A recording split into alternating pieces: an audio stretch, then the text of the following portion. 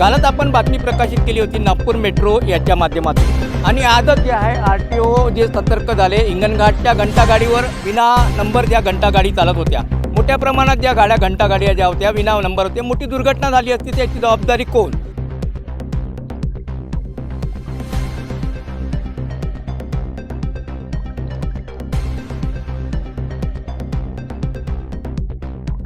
बरोबर सामाजिक कार्यकर्ते सतीश रगाटाटे हे सुद्धा यांनी सर्वात आधी जे आहे फेसबुकवर किंवा सोशल मीडियाच्या माध्यमातून सदक केलं होतं का हिंगणघाटच्या घंटागाडी ज्या आहे त्या विना नंबर घुमत आहे. मला सांगा, तुम्ही जे फेसबुकच्या माध्यमातून पोस्ट टाकली होती त्यानंतर आज जे आहे घंटागाडीवर कारवाईला RTO विभागाकडून सुरुवात केली, काय बोलणार?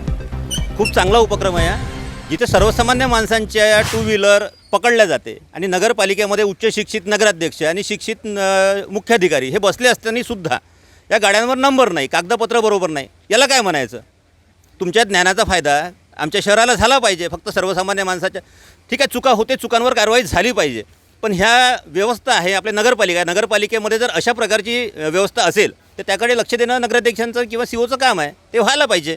आज ही नामुष्की आहे नगरपालिकेवर. मला सांगा दादा, एक गोष्ट, अनेक गाड्या ज्या अनफिट आहे, ढोले उठले आहेत, कुठं त्या हे म्हणजे त्यांचं वर कचराचं जे आहे हे नाही होत, ते काय बोलणार? त्या अनफिट गाड्या आहेत, त्यात काय बोलणार? पुष्कळ साऱ्या गाड्या अनफिट आहे, याच्याकडे लक्ष देणं हे नगरपालिकेचं काम आहे आणि त्यांनी ते केलं पाहिजे.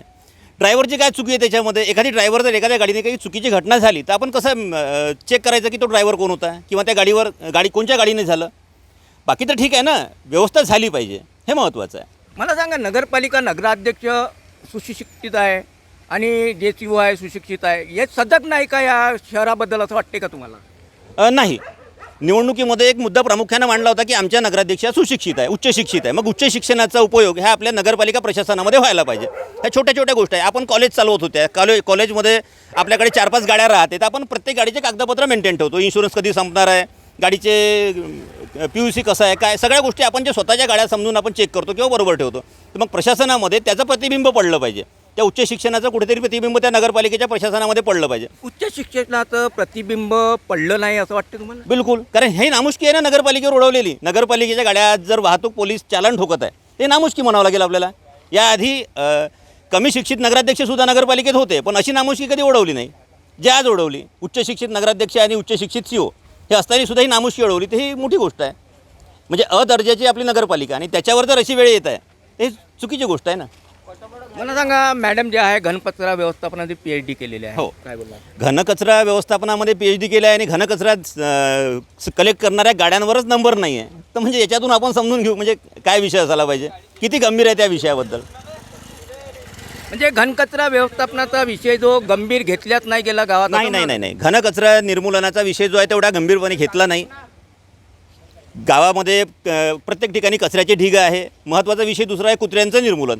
कुत्रे इतक्या प्रमाणामध्ये आहे की ते कुत्रे लोकांच्या गाडीवर धावून जातात.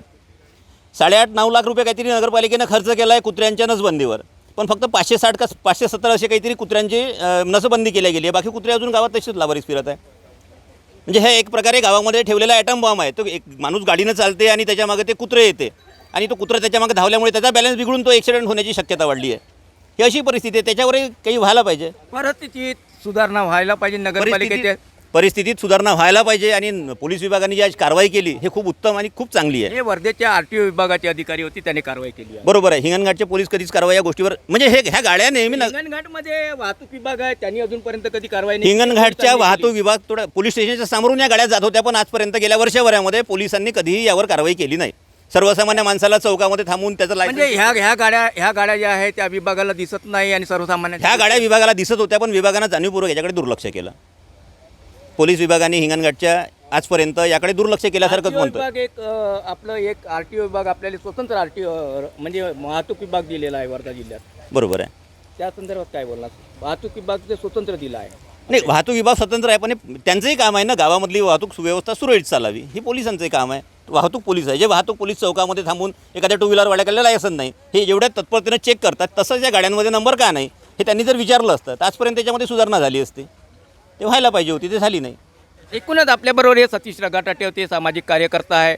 यांनी जे आपली खंत व्यक्त केली होती फेसबुकच्या माध्यमातून, जे आहे घंटा गाड्या ज्या बिना नंबर जे आहे घुमत आहे. त्या संदर्भातच जे आहे आम्हीसुद्धा या संदर्भात बातमी केली होती. त्या बातमीचा संदर्भ घेत RTO विभागाने आज हे नगरपालिकेच्या घंटागाड्यावर जे आहे कारवाई केली आहे. एकूणच हिंगणघाटच्या नगरपालिका प्रशासनावर या नामुष्कीचा फटका पडला असंच म्हणावं लागेल.